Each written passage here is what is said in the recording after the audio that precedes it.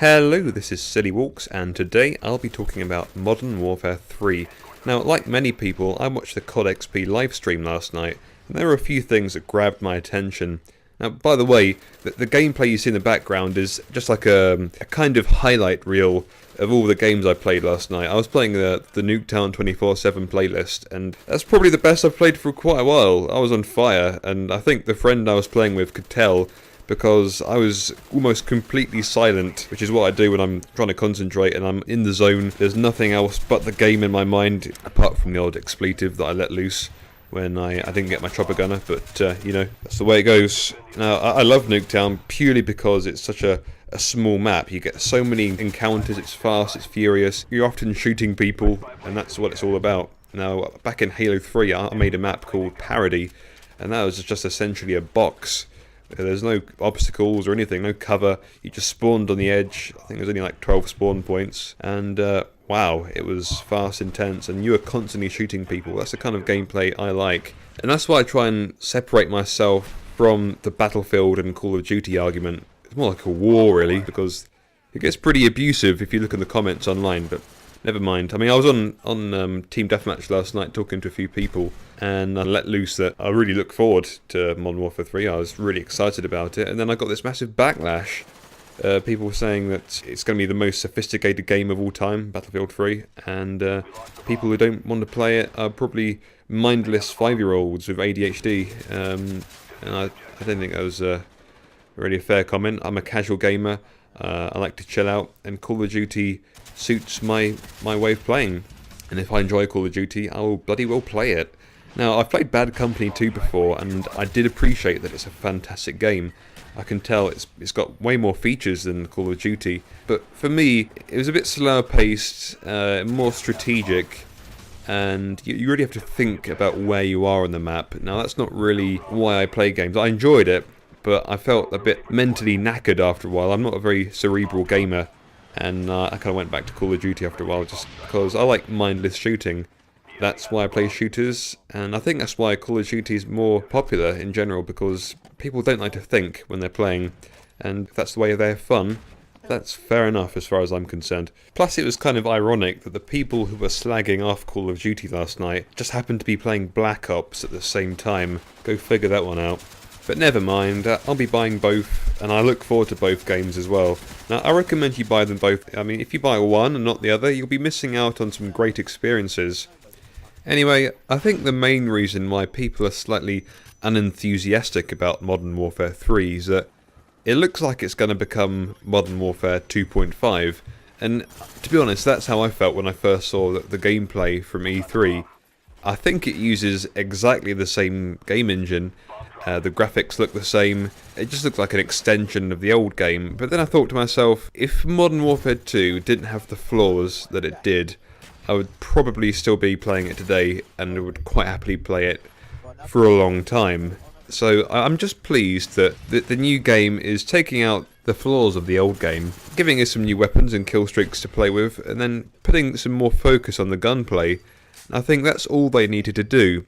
I think if they tried to put too much effort in making it bigger, better, shinier, it would become something that it isn't. It would just kind of evolve into something else, and I'm not really interested in anything else. I want Call of Duty, and I like it how it is, thank you very much. And it was very good in Modern Warfare 2, except for those obvious flaws, and I'm glad that they're trying to refine what they achieved there. If they try and make it huge, to the extent of Battlefield 3, I don't think it would work as the traditional players would want it to. But I mean, think of the map Fuel. It's like a DLC map from Modern Warfare 2. That map was huge. It was possibly the biggest map we've had in Call of Duty. And it was so slow, and people were camping, and it just got tedious. And I think if they were to just make some huge maps with 32 players, I don't think it would work, to be honest. I think it'd be too slow paced, and it wouldn't feel like Call of Duty. Call of Duty is all about that fast, intense action where it's just easy to shoot people and get into combat, and the whole customization part as well. I mean, that was almost perfect, I think, in the last two games, and I'm glad that they're just tweaking it a bit further. That's all I want, and I think that's all that other people want as well. I think that Call of Duty has reached the point where it doesn't really need to be changed but it just needs to be refined until they get a game that's balanced and hasn't got any sort of bullshit that pisses people off.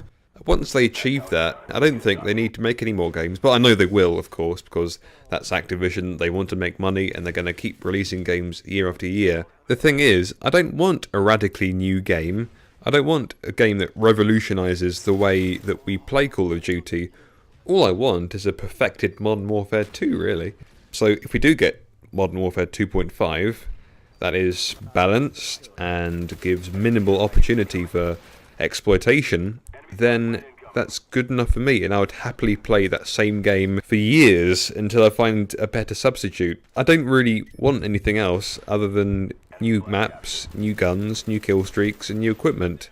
It kind of reminds me of the original StarCraft. That game was out for ages, and they kept tweaking it and improving it. By the time StarCraft 2 came out, the original was just brilliant. It was, I wouldn't say perfect, but it was almost perfect. I hope they do the same with Call of Duty, but I know they won't. I know that they'll continue the trend of November releases. And I know that Robert Bowling said that Modern Warfare 3 is going to be the most balanced Call of Duty yet. But he hasn't released the game to the masses yet. And they are going to tear that game apart, honestly. They are going to find every possible way of screwing everyone else. A great example from Modern Warfare 2 is the one-man army noob tubes.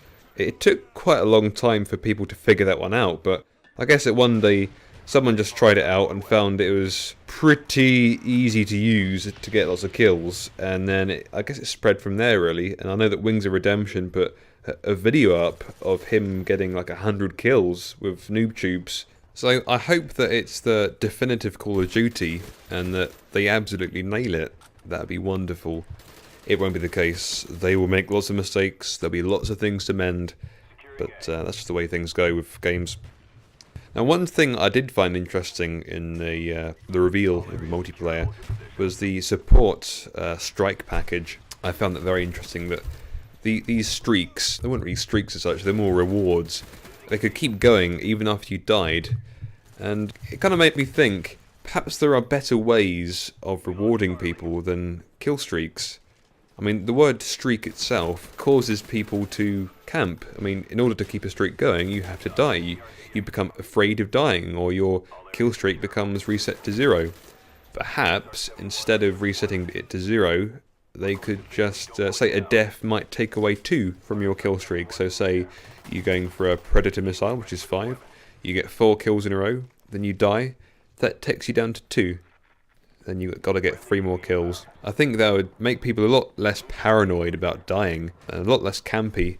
But yeah, that's all I have to say. I really enjoyed watching the COD XP live stream. A lot of interesting things there. Looking forward to both these games, Modern Warfare 3 and Battlefield 3. So, thank you for watching, and have a nice day.